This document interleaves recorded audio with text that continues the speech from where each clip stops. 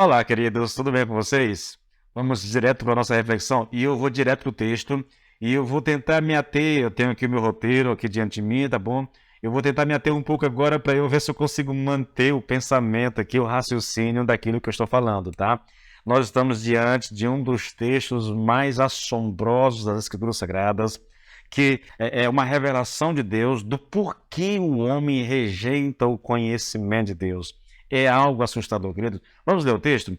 Romanos 1, 21 até o 23. Porquanto, tendo conhecimento de Deus, não o glorificaram como Deus, nem lhe deram graças. Antes, se tornaram nulos em seus próprios raciocínios, obscurecendo-se-lhes o coração insensato, inculcando-se por sábios, né? Ou dizendo que eram sábios, se tornaram loucos e mudaram a glória do Deus incorruptível. Isso é sinal de loucura. Deus está dizendo que isso é loucura. Mudar a glória do Deus incorruptível em semelhança da imagem do homem corruptível, de aves, de quadrúpedes, de répteis. Isso é loucura, é o que o texto está dizendo, é o que Deus diz para nós, querido.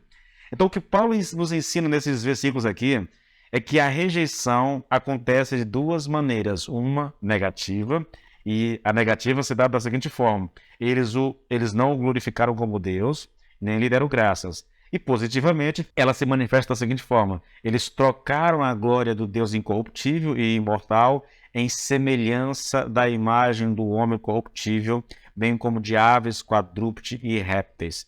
Ou seja, trocaram a glória do Deus imortal por representações figuradas do homem mortal, de aves, quadrúpedes e répteis. Vamos trabalhar isso aqui com vocês, tá bom? Primeiro, eles não glorificaram a Deus como Deus. Eles não o glorificaram como Deus, nem lhe deram graças. É o que diz o versículo 21. Porquanto, tendo conhecimento de Deus, não o glorificaram como Deus, nem lhe deram graça. Ou, numa tradução mais contemporânea, sim, eles bem sabiam de Deus, mas não o admitiram, nem o adoraram, nem mesmo agradeceram a ele. Isso aqui é mais claro, né? Bom, queridos, vamos aqui uma coisa. É interessante aqui observar, querido, que Paulo começa dizendo que eles tinham o conhecimento de Deus. Isso é reprisado, isso é repassado o tempo todo. Paulo está dizendo, eles conheciam, eles sabiam. O problema não é esse, nunca foi ignorância, tá? Eles sabiam. Portanto, querido, o problema da humanidade não é que ela não conheça Deus, não é que ela é ignorante a respeito de Deus, né? Não é esse o problema. Baseado nisso aqui, quando todo ser humano estiver diante do Senhor, se apresentar diante de Deus para a prestação de contas, ninguém vai poder alegar que não conhecia Deus. Está aqui o texto que diz, eles conheciam. Veja, é palavra de Deus. Isso aqui não é um pensamento de Paulo, isso aqui não é uma ideia que brotou na mente de Paulo. Isso aqui é uma revelação de Deus e Deus está dizendo que a humanidade o conhecia. Ele sabe, ele conhece o coração do ser humano e ele sabe que a humanidade o conhecia, mas que optou por viver como se não conhecesse, em não admitir a existência de Deus. E o drama disso, querido, é que quando o ser humano faz isso, eu já disse isso aqui em algum vídeo aí que eu nem sei qual foi, quando o homem ele rejeita o Deus criador, ele vai criar deuses para si. É da natureza humana isso. O problema não é falta de conhecimento. Nunca foi. O seu problema não é porque você não conhece a Deus. O seu problema é que você não quer se submeter à vontade de Deus. Esse é o problema. O problema é que você sabe que se você admitir, se você se submeter a Deus, provavelmente vai ter de parar de fazer algumas coisas que você gosta de fazer. Eu ouço isso o tempo todo. Eu sei que é assim que funciona. Eu não quero largar isso aqui.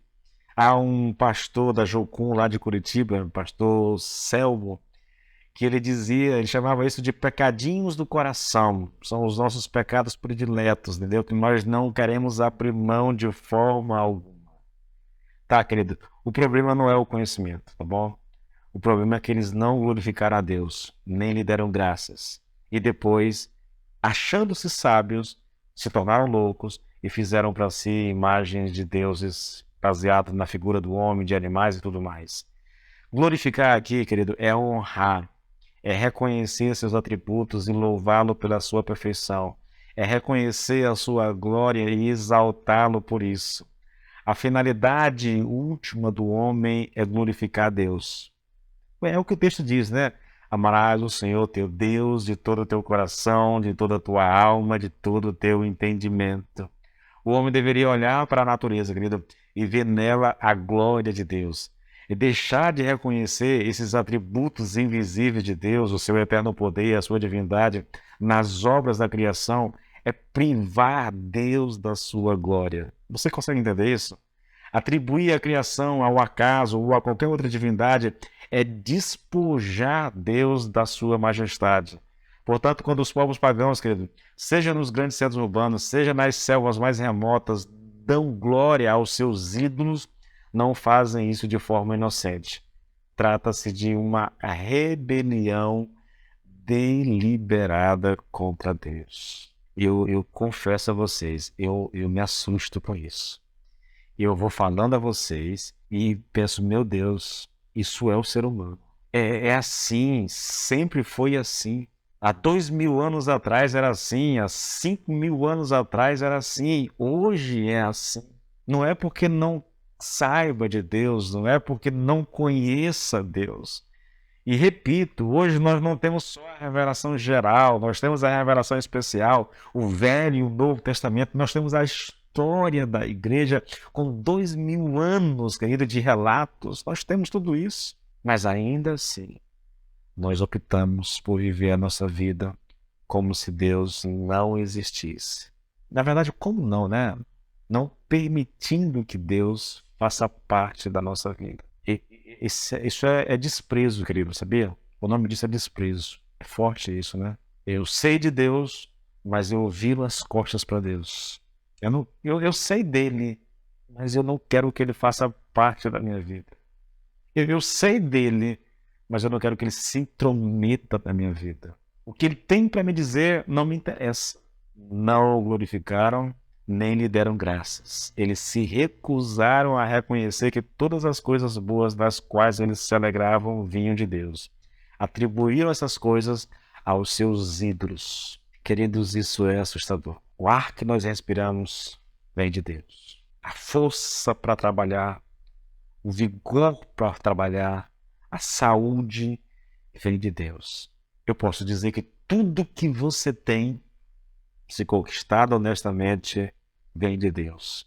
E, no entanto, nós nos alegramos nessas coisas, mas viramos as costas para aquele que nos deu essas coisas. Sabe, pense aí, se você fosse Deus, eu sei que isso é absurdo, mas vamos pensar, se você fosse Deus, olhando para o ser humano agindo dessa forma, o que você faria? Como é que você lidaria com isso? Sabe, uma das coisas mais tremendas, mais profundas, mais enigmáticas que existe no cristianismo é que Deus, sabendo de tudo isso, ele enviou o seu Filho para morrer na cruz no nosso lugar. Isso é algo inacreditável, incompreensível, querido. É algo que foge completamente aqui ao entendimento, à razão, à lógica, entendeu? Mesmo sabendo da nossa postura, da nossa atitude, dos desejos do nosso coração, do que nós pensamos a respeito de Deus, ou da nossa atitude para com Deus, ainda assim, Ele envia o seu Filho a esse mundo para morrer no nosso lugar, para nos dar salvação. Ô querido, o que você vai fazer a respeito disso? Continuar da mesma forma? Faça isso não. Entregue o seu coração para Jesus. Aceita-o como teu Senhor e teu Salvador. Tá bom? Deus te abençoe.